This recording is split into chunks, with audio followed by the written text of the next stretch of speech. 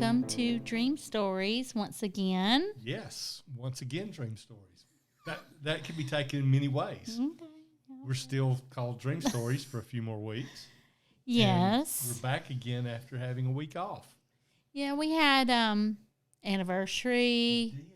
We had Thanksgiving, all that. Have we been back? We've been back since Thanksgiving, but we just had a week off because things were so hectic. So it's just the way it is. It is sometimes, but we did enjoy anniversary. So we did. It really was nice, and I've had you for 33 years.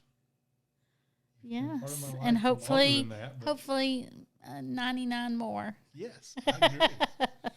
I agree. So. Well, today, whatever it is, tonight, we're going to have a guest at the end of the podcast. Our little guest who has been so oh my goodness. She was on about 4 months ago, 4 or 5 months ago, and probably at least a couple of times a month, maybe more. Usually weekly, she tells me, I've had a dream. Would y'all like for me to be on your podcast? She's so focused on her dreams and so aware of her dreams. And wants to talk about it. This is our granddaughter, Sarah, by the way. Sarah's going to be joining us. That episode, then you should go back and watch it. It was great. There's a lot of slurping of a Sprite. We let her be our guest, and so we just said, here, our guest sometimes will have a little Coke or Sprite or something. She was very excited about that. So I do have a little Coke, so if she slurps a little bit, you'll understand why. But that'll be at the end. But we wanted to talk about something. This past week, during our anniversary time, sitting around with family, we were watching a few movies. We were. And we had just some interesting conversations about the movies that sometimes when you start watching something conceptually, you don't get what's happening. Yeah. And during this little thing we were watching, my daughter-in-law didn't understand what was happening. Right. And we were watching just a short. Right. Matter of fact, it was an Academy Award winning short movie. Yeah. The 91st Academy Awards Best Animated Short. Well, it was. Yes, it was adorable. Very good. So now dark and adorable. Now you have a trivia question. You can pause the video and pause the thing now and figure out what the best animated short movie was for the 91st. And you may also want to pause it and go watch it and then come back and listen to the podcast. That could be good because we can't broadcast the dream. Right. You know, we can't broadcast. The show, the short, because of copyright issues, obviously. Right. But we are going to talk about it because that's allowed. Yeah. But we do encourage you to go watch it. You may want to watch it before we talk about it. You may want to hear us talk about it and then go watch it. But I really do encourage you to watch this short as a part of this episode because you'll get more out of it. I don't remember who produced it. Was it Pixar, Disney? Was it? I can't remember. It's on Disney Plus for those who are interested in it. And the short is called Bao, Bao, B-A-O. Mm-hmm. It's about a Chinese-Canadian mother. It's Disney Pixar. And it is Pixar. Yeah, Pixar does great animation shorts. They do. And so this one was a very, if you don't get what's actually happening, which it's written and it's done in such a way as to be not picked up on. Right. So if you don't want us to spoil it for you, then pause right now, go watch it, and watch it, and then come back. Okay, that being said. Yes. So now we can spoiler alert from here on out. Our family's really big about spoilers. We do not like spoilers. We have people who like to spoil. I get in trouble over spoilers. I'm not going to name any names. No, I'm owning it right here in front. And most of the time I didn't even mean to. Yeah, I know you don't mean to. You just get excited and you want to talk about things. It's true. So anyway, this particular little short film it has a dream in it. That's what's cool about it. It is, but it's not identifiable as a dream right at first. Off the bat. It's not. Well, and so if you don't know it's a dream, it's a really dark short. I think the thing that confused my daughter-in-law is she didn't realize that the person who was depicting the woman in the short film was a mother. She didn't get that. She just thought it was a character playing out. She didn't realize it was the mom. So basically it's a mother and a father, and the you don't know the dream is happening till the end of the little short film. She film. kind of wakes up on the bed and you realize, oh, this was all been a dream, which really then you just go, oh my goodness, now I understand what was happening. Then when we watched this at the movie theater years ago, whenever it came out, my first thought was, oh, that was really weird. But I've since read about the film, and the actual person who wrote and had the concept for it said they wanted it to be dark for a moment. Yeah. And anyway, so basically, the dream is, well, not the dream. The little film plays out, and it shows this Asian mom, and I think they're somewhere like Toronto or... It's billed as a Canadian-Chinese mother. Okay. That's the way it's listed, right? It's based... So the mom, the family, it's taking place in Canada, but it's a Chinese family, right? According to the sources and description, yeah. So the setting is the mom is making dumplings, which is very making Bao Bao. Okay. Which is where the name comes from. Yeah. Which is I had to look which it is up. A dumpling. It's a pork belly bun. Is what they call it. It's very popular in Fiji cuisine, and there's another version of it that's Chinese. I think it has a little bit different name, but it's also Bao, B-A-O. Mm-hmm. So, yeah, like you really. I know. I had to look it up. I did. Okay, you Googled all that, but anyway, I did too. So, the actual person who was being interviewed, who had the concept for it, referred to it as dumplings. Yeah. She was just saying that dumplings are very center for their culture. And there are a lot of probably different types of dumplings or dumplings, whatever you want to. If you're from the South, we call them dumplings. But if you're from somewhere anywhere else but the South, southern United States, it might be dumplings. Anyway, so it's very central to Asian culture. Which a lot of foods are. There's things that are just very central to all cultures, I'm sure. And it shows the mom and the husband, that's all it shows is them sitting to eat, and there's dumplings. And when she gets to her, she makes them really cute. Twist the top, she's very intricately working with the dumpling. And then it comes to a place where I think it's the last dumpling, and she goes to eat it. When she looks at it, it's a person. It's got like a facial features and all this. And it's like, oh, that's cute. Yes, and then it goes through this whole process of her raising the dumpling, and it's like a child, and she goes exercises with it. Takes it to the store to buy groceries. Yeah, it picks out donuts in the cabinet where there's donuts, and they do all kinds of things together, riding on a city bus and all this stuff. And then it shows him. It's a male. The dumpling is a male. It shows him begin to come into his teenage years, which not because he's really big, but by his facial expressions, which is a little dough. He's still tiny compared to all the other people. Yeah. And it shows his little mustache growing in, and shows him having a rebellious stage with his mom, like, leave me alone. Go for stuff with his friends. Yeah. She overprotects him. Dinner for it. Yeah. Wait a minute. Am I Asian? Overprotect your children? Okay, I could be, So she overprotects him. That's what they're really emphasizing. And you get to what you see is the end of the thing, the end of the little film, and she doesn't want to let him go, and instead of letting him go, he's met a girl. Instead of letting him go, he's like fighting to get out the door, and she pulls him back in. She slams the door, and she eats him. Yeah. Okay, that's now where the darkness comes in. And I thought, I do not want to finish. I do not want to finish this. This cannot be good. And then and she's devastated because she just ate him. It's then it kind of changes. And then it goes into her bedroom, and she's waking up crying. She's waking up from maybe a nap. Dad comes in, kind of pushes the son into it, and the son is a big, full-grown person in real life. He's not a dumpling anymore. Well, but the facial features. Okay. Well, it blurs. She's bleary-eyed looking up at and she's still got the dumpling face. Yeah. And it just sort of blurs into finally being him. Yeah, and so he's got the little goatee and everything, and then he sits down with her, and the donuts they had picked out in the actual film, they actually sit down to have, and it's kind of like a peaceful time. He's saying, "Mom, I love you." He's not saying it. There's no words exchanged. Right. This is no dialogue in this. Right. Story. There's no words exchanged, and I realized I said real life. What I meant was he went from super animated to just being animated, which to me meant going from animation to life. But he went from a cartoon animation to being of a dumpling alive to being a cartoon animation of a person. Yeah, which is okay. That? That's better. You explained it so much better. But anyway, so it's like a peace offering. Mom, I know you love me. I love you. I love what you've done for me. Here are these donuts. Let's eat these donuts and share them. And you know I love you and I appreciate That's what I got out of it. And the girl that he's interested in looks just like she did in the dream. Yep. Comes walking in the front door and sits down. Mom's made a big meal for him.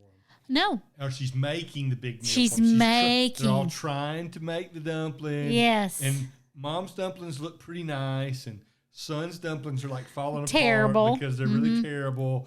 And new daughter-in-law to be puts her plate over, and her dumplings are perfect. And you can see it was like, oh, we received. There's like a reciprocal. Oh, I love you. Look, you understand our culture. You're getting involved with our. That's interesting in the dream and the film. It's an Asian young man and more of a Caucasian, maybe Canadian, of a young lady. Yeah. So it is that cultural exactly in that process, and so you understand why there would be stress and tension for traditional family, type thing. But what I love is so cool is it's this mixture of actual things that have happened in their life, with only the son being represented by a metaphor, the dumpling. Right. You can tell. I mean, they actually have the donuts. They clearly have gone out and gotten donuts before. Yeah. So when she dreams they're going to get donuts and stuff, it's a real. It's in this animated world. It's the real animated life thing has happened, and she's dreaming about it.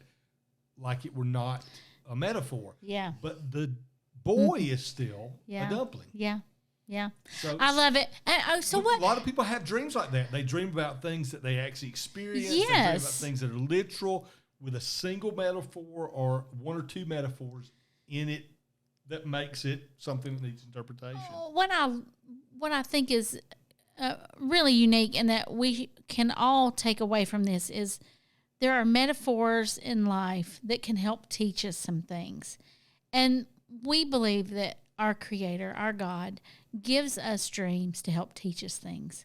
So if you were to have this dream, Michael, give us an interpretation of what this dream, if someone brought you this dream, or if you had this dream. So I would summarize the dream first. So let's do that because it's a 10-minute dream. Little film, yeah. Because the film's about 15 minutes. Yeah. And the portion of it that's a dream is about 10 minutes. So it's about a 10-minute dream. Yeah. So I would summarize the dream and I would say, okay, so what you're telling me is that you had a dream that you were making dinner and you were making these dumplings, and the last one you were making came to life and was a little boy.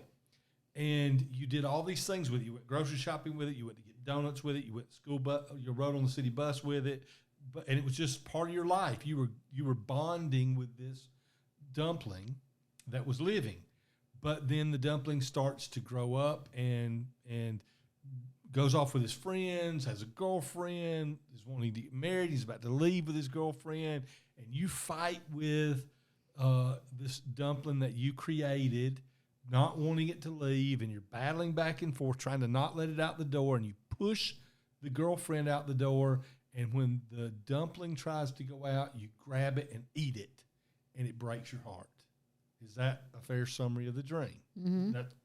So that helps you with kind of putting it into dream format, okay?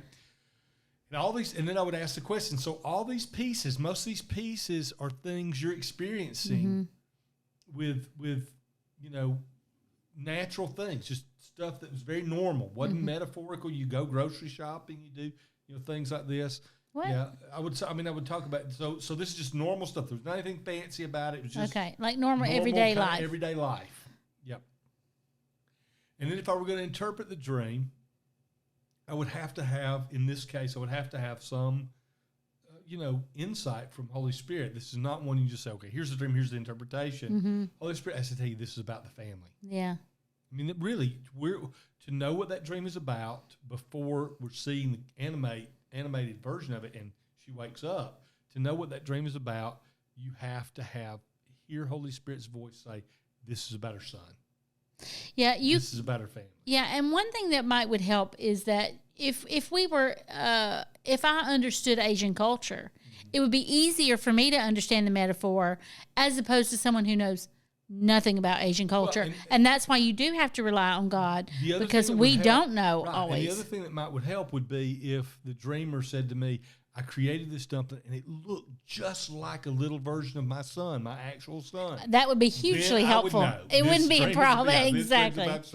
So if I were interpreting that dream for the dumpling lady, I would basically say that dream, and the truth is, in the animated short, she already knows what it means.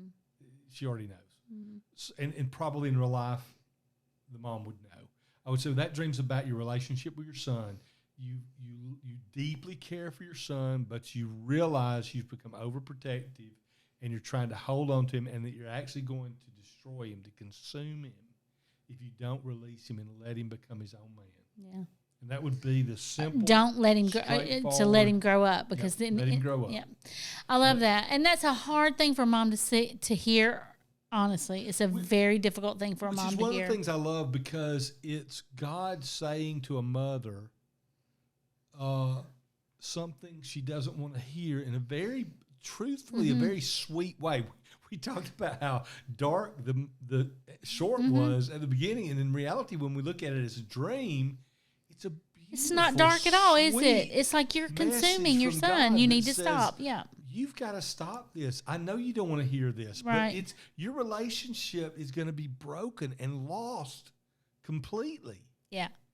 You're going to destroy your relationship if you don't change this. Yeah. So it's a really, really cool concept.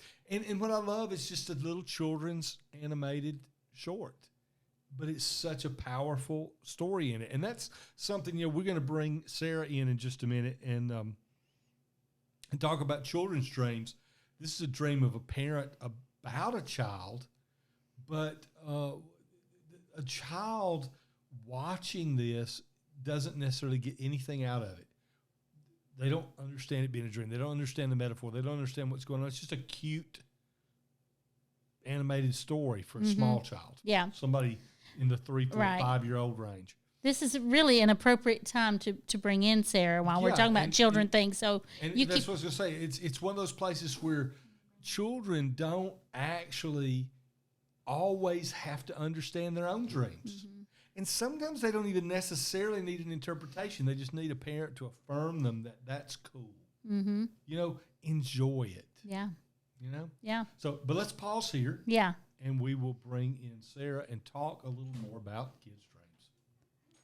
Welcome, Sarah. Here she comes. Come on around here. I've got you a stool. She's all dressed and ready for dreams. Yeah. In her beautiful little nightgown. She's got her stool.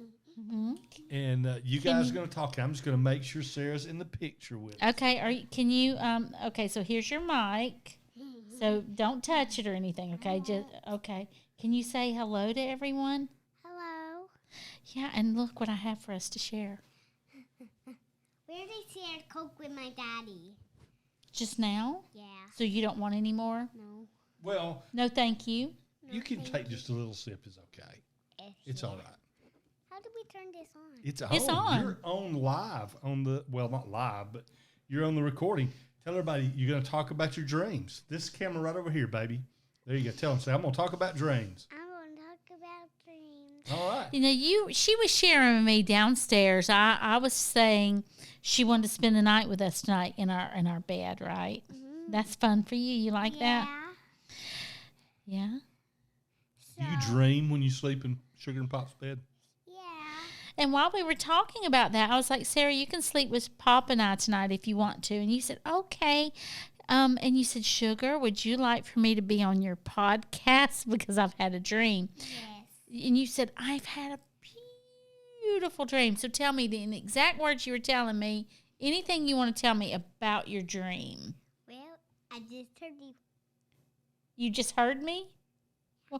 No, I want you to say it because people on... Yeah, tell everybody about your Everyone dream. else hasn't heard it, so why don't you tell us again so everybody else can hear it? Well, Well, you want me to give you a hint of what you told me it was? Yeah. You said it was. So tell them about it. It was a beautiful angel, and I just wrote her name, but her name was. Talk in the little Right microphone. here, look, you got talking to the what mic. was her name? Her name was Anagura Zoe Hora. She has. Good, Zoe Hula. No, she has said that to me numerous times. So in the same way. At first, I thought she was making it up, but her mom said, "No, don't make up names." But she has repeated that same name. But what was that? You said you told me what color the angel was wearing. Purple. Uh-huh. And yeah. And then you told me that she was beautiful. Yes. Do you remember what she looked like? Yeah. Kind of looked like Mary. Like Mary. And then you said, now Mary, we're talking of Mary from the Bible, right? Yes. Okay. And then you said she said something to you in the dream. What did she say? Can you tell? No, I want you to. Well, I just don't remember. She was telling about Jesus, and she told me you will see Jesus in your dream. And Mary said you will pass a blue dress to you. He was going to give you a blue dress. Yes, And in my dream. And I was even in that story. you were in the story? Yeah. Did you see Jesus in the story? Yeah. Yeah? That's a beautiful dream. Yes, it is. You're right. It's beautiful. And you know, that dream is so nice because her dress was purple.